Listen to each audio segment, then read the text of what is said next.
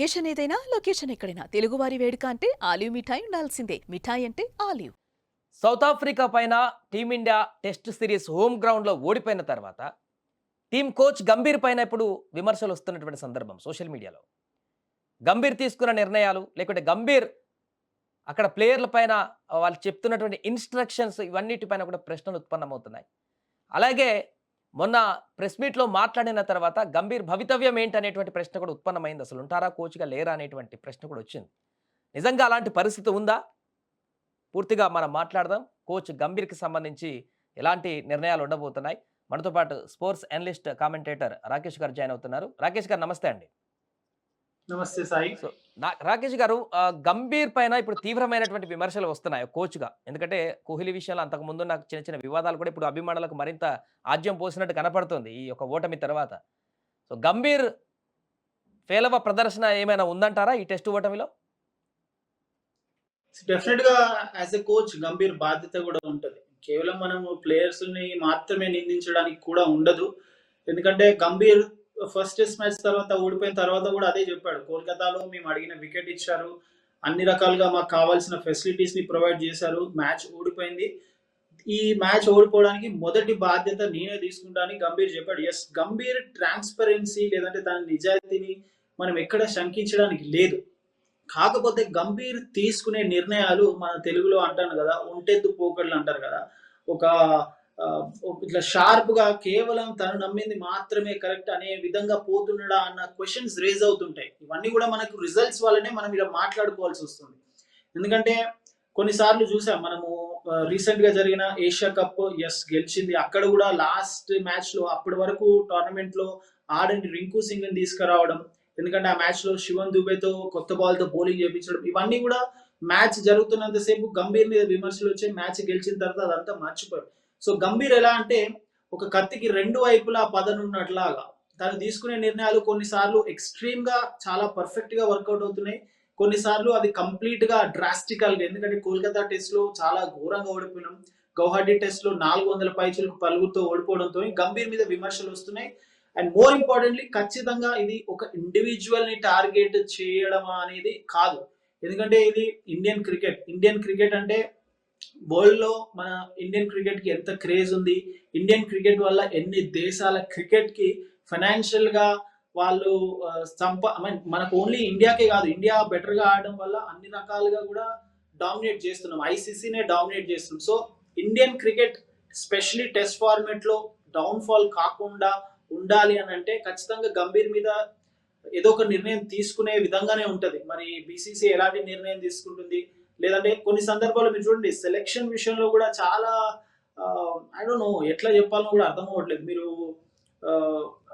Batting కూడా ఇలాంటి trolls వచ్చాయి రాకేష్ గారు. హర్షిత్ రాణాను బాగా ఎంకరేజ్ చేస్తున్నారు, సొంత నిర్ణయాలు తీసుకుంటున్నారు అనేటువంటి కామెంట్స్ కూడా చాలా వచ్చాయి. అప్పటి నుంచే ఇంకా ఎక్కువ విమర్శలు వచ్చాయి. హర్షిత్ రాణా అనే కాదు, సర్ఫరాజ్ ఖాన్ తన డొమెస్టిక్ సర్కిల్ లో చాలా అద్భుతంగా రాయించాడు. ఎక్కడో ఆస్ట్రేలియాలో ఏదో జరిగినప్పుడు డ్రెస్సింగ్ రూమ్ సీక్రెట్ ఒకటి లీక్ అయింది, అది సర్ఫరాజ్ ఖానే లీక్ చేశాడు, దాని వల్లనే తన ప్లేస్ లో టీమ్ లో ప్లేస్ లేదని చెప్పడం, లేదంటే నెంబర్ 3లో అసలు ఎవరు ఆడాలి, మీరు వాషింగ్టన్ సుందర్ని తీసుకొచ్చి నెంబర్ 3లో ఆడిపించారు, ఇంగ్లాండ్ లో కరుణ్ నాయర్ ని ట్రై చేశారు, కొన్ని మ్యాచ్ లో సాయి సుదర్శన్ కి అవకాశం ఇచ్చారు, నెంబర్ 4 గిల్లు లేకుంటే పరిస్థితి ఏంది, కోహ్లీ లేని తర్వాత అసలు ఏంటి ఏమైంది, అజింక్య రహానే లేడు, తన ప్లేస్ ని ఫుల్ఫిల్ చేసేది ఎవరు, ఇండియాలో మ్యాచెస్ ఆడుతున్నప్పుడు మీరు స్పిన్ చక్కగా ఆడే బ్యాటర్ కావాలి, శ్రేయస్ అయ్యర్ కి అవకాశం లేదు టెస్ట్ ఫార్మేట్ లో, అసలు మీ నెంబర్ 6 ఎవరు, నితీష్ కుమార్ రెడ్డి ఎస్ మన తెలుగు ప్లేయరే, but still Nitish Kumar Reddy role ఏంటి, తనను ఆల్రౌండర్ గా వాడుతున్నాడు, తను ఎన్ని ఓవర్స్ బౌలింగ్ చేస్తున్నారు, మీరు 6+5 కాంబినేషన్ తో ఎందుకు వెళ్ళట్లేదు, టెస్ట్ ఫార్మాట్ లో మీకు డెఫినెట్ గా స్పెషలిస్ట్ బౌలర్స్ కావాలి కదా. ఇవన్నీ కూడా ఖచ్చితంగా గంభీర్ తీసుకునే నిర్ణయాలు. ఇది మనం ఎంత మాత్రం కంప్లీట్ గా కెప్టెన్ నిర్ణయాలు తీసుకుంటాడంటే ఎస్, కెప్టెన్ ఎప్పుడు తీసుకుంటాడు కోచ్ ని ఓవర్ రూల్ చేశానంటే, మీకు ఒక ఎక్స్పీరియన్స్డ్ ప్లేయర్, ఒక విరాట్ కోహ్లీ ఉన్నప్పుడు, లేకుంటే ఒక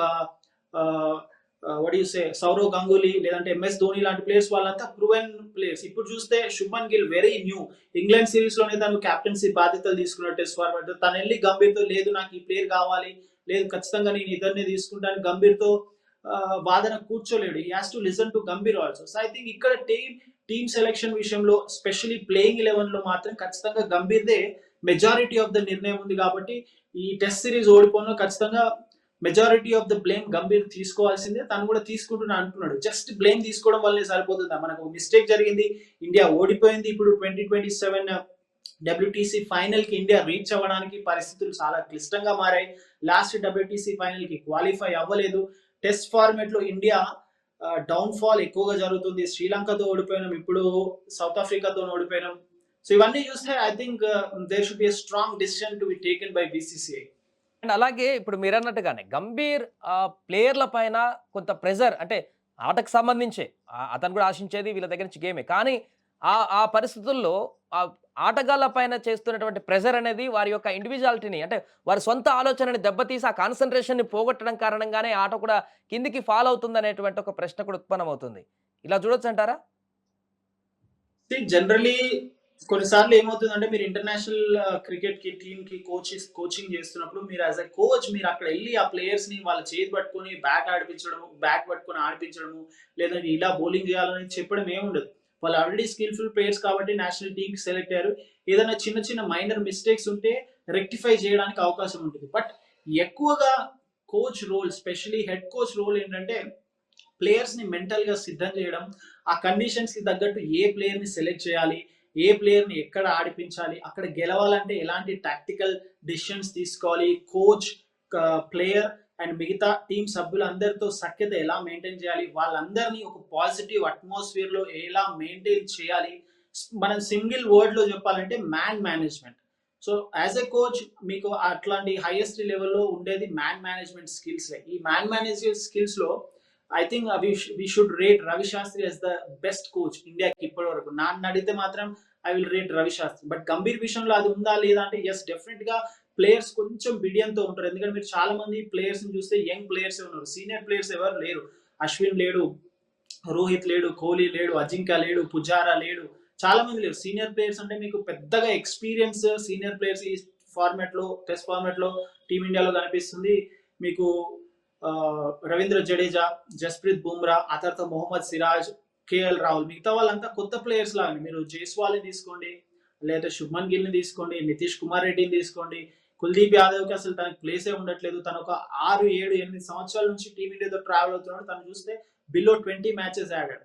సో ఎలా చూసినా కూడా చాలా మంది కొత్త ప్లేయర్స్ ఉన్నారు కాబట్టి డెఫినెట్ గా ఆ భయం అనేది ఖచ్చితంగా ఉంటది కోచ్ తో. సో ఆ పాజిటివ్ అట్మాస్ఫియర్ ని క్రియేట్ చేయడం కూడా కోచ్ బాధ్యతనే. సో ఇప్పుడు ఎలాంటి నిర్ణయం తీసుకునే అవకాశం ఉందంటారు? బీసీసీఐ గౌతమ్ గంభీర్ కెప్టెన్సీ పట్ల వస్తున్న విమర్శలకి ఒకవైపు మేబీ మార్చకపోవచ్చు అనేటువంటి సందేశాలు కూడా వస్తున్నాయి బీసీసీఐ నుంచి. ఒకవేళ అలాంటి ఒక 2 టెస్టులను ఉద్దేశించి కోచ్‌లో మార్పు చేర్పులు చేసేటువంటి అవకాశం ఏమైనా ఉంటుందా?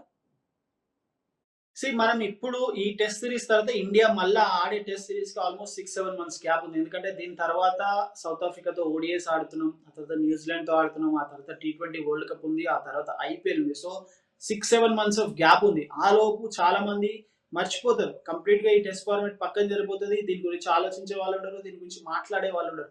But on a serious note long run లో ఖచ్చితంగా నెక్స్ట్ ఇండియా ఆడే టెస్ట్ సిరీస్ వరకు ఖచ్చితంగా ఇండియా సంసిద్ధం అవ్వాలి.